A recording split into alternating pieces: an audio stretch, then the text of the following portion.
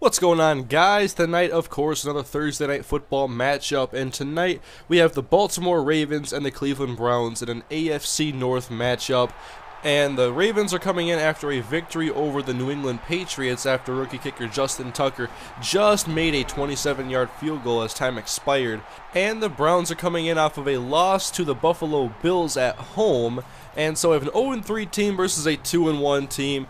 And the game is in Baltimore, and the real referees are going to be back to officiate this game. They'll be voting this weekend on the deal to make it official, and then the real referees will be back, and they'll be ready to go with all these Sunday games we have in the Monday night or next week. But looking at this game, thing I'm looking at right now the most is that I'm going to compare the two offenses. Now, Cleveland, their offense, I expect it to be a little bit better than it was, or than it has been, because I thought Brandon Weeden was a step up from Colt McCoy, and sure, Brandon Weeden has only played 3 games, and he has to get used to the NFL still and the game speed and whatnot and developing chemistry with his receivers. And I expected a little bit more out of Trent Richardson right away, even though he's coming back from an injury. He was very good in college, and I liked him a lot as the #1 running back taken in the top 5 overall pick. But he has looked pretty good, and he has had a few highlight plays. So I want to see, he is my X factor in this game for the Cleveland offense, because I think he is the key to getting this offense going in this week. I don't think Brandon Weeden can do it with just a passing game.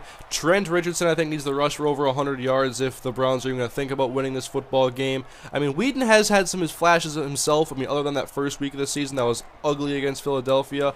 So I would say the key for the Browns in this game on offense is for Brandon Weeden to keep the ball in control of that offense and not turn the ball over and pound the ball with Trent Richardson, try to grind the defense down of the Baltimore Ravens and try to have second half success running the ball as well. Don't go away from the ground game, and that's going to be hard to do if Baltimore gets out to an early lead and the Browns are forced to pass to try to keep pace, because I don't think this Browns offense has a chance of keeping pace with Joe Flacco and Ray Rice. This offense has been very high powered this year, and so I believe the Browns need to slow the tempo of this game. They have to play the field position battle in the first half and not let the Ravens go down and get quick strike scores, because that's going to really hurt the Browns' chances of getting a victory or keeping this one close because of the power that the Ravens offense has to score from any point on the field with some of their playmakers. So when I look at the Baltimore offense, I look at Joe Flacco, and I'm always like, okay, which Joe Flacco are we going to see this week? And last week he started it off a pick to Steve Gregory. It was 10-0 before too long against the Patriots, but he was able to come back later in that game and still finish with very good numbers and help the Baltimore Ravens get a victory. And so what that tells me is that the Ravens, even if they dig themselves into a hole, they have the offensive firepower and talent to dig themselves out, and there is no need to panic.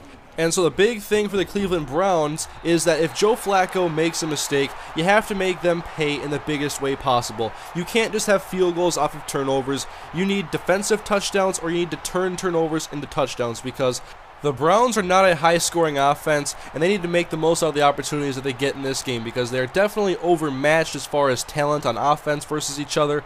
And the Browns defense will be challenged to come up with some stops. And now, these two teams have played close over the years, and although the Browns have not been a successful team, they play very tough in the AFC North. They've surprised the Steelers a few times, they play well against the Ravens, and that is why I'm going to enjoy watching this game. I want to see how the Baltimore Ravens do against the Cleveland Browns, and if Cleveland can keep this one close. But my prediction for this game, I think it's going to come down to the quarterback and running back tandems. It's Trent Richardson and Brandon Weeden versus Ray Rice and Joe Flacco, and I gotta give the edge to Joe Flacco, Ray Rice, and the Baltimore Ravens.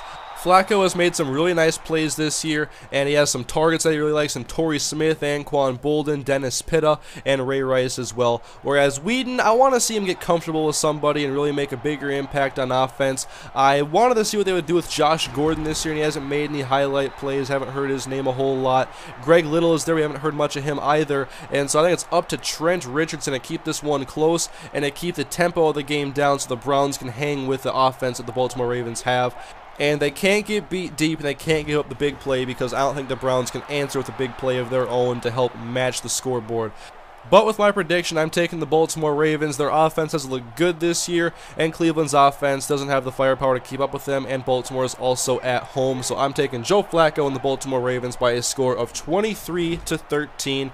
And I also want to see what that experienced Baltimore defense can do to a rookie quarterback like Brandon Weeden. If they can bait him into making mistakes, Baltimore could put this one out of reach in a hurry, so I'm taking the Ravens 23-13, a 10-point victory. But keep in mind, I am 0 for 3 in Thursday night games this year. Well, the first game of the year was Wednesday, but I still lump it into that category. I'm 0 for 3, so the Browns are probably going to win because I can't predict these games correctly. I've been really bad at predicting this year so far. I had a 4-12 week and 5-11 last week with all those upsets. But this week, looking to get back on track. I'm taking the Ravens this one. Hopefully, I am 1-0 in my picks after tonight. But hopefully, we have a good game, no officiating controversy, and we just see some good football on Thursday night. Good AFC North matchup, very tough division, looking forward to it. So leave your guys' thoughts on this game in the comment section. Please leave a like on the video if you enjoyed it. If you enjoy these videos, you want to see me keep bringing them every week. I do enjoy making them myself. But anyways, guys, thank you for watching. Leave your feedback, and I'll see you guys later.